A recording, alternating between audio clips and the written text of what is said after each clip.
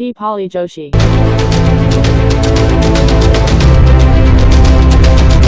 Hello friends, welcome to a new vlog. તો જો આજે અત્યારે વાગી ગયા છે 12:30 અને અમારે લંચનો ટાઈમ થઈ ગયો છે બપોરના જમવાનો. તો હવે આ ગરમીની સિઝન આવી ગઈ છે અને આપણી બધાની ફેવરેટ જે કેરી છે એ પણ બજારમાં આવી ગઈ છે. તો કાલે હું પોરબંદર ગઈ હતી શોપિંગ માટે, તો ત્યાંથી હું લઈ આવી છું કેરી.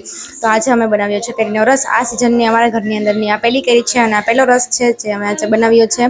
તો આજે અમે રસને પૂરી બનાવવાના છે. તો તમે જોઈ શકો છો અમે રસ છે બનાવી લીધો છે ને એકદમ ઠંડો કરી લીધો છે. સવારે જ મેં બનાવી લીધો છે.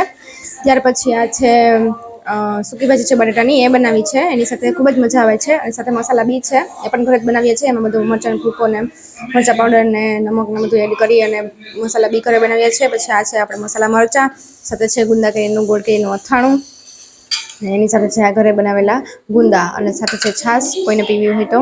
અને અમને બધાને સૂકી ભાજીની સાથે ફરાળી ચવડો ભાવે છે તો એ પણ છે.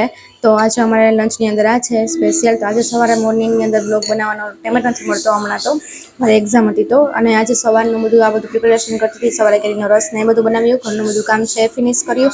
અને ત્યાર પછી હવે અત્યારે લંચનો ટાઈમ થઈ ગયો છે અને આ બધું તો રેડી જ છે. હવે ગરમા ગરમ બસ પૂરી બનાવવાની જ બાકી છે. તો હવે ગરમા ગરમ પૂરી બનાવશું અને અમે લંચ કરશું.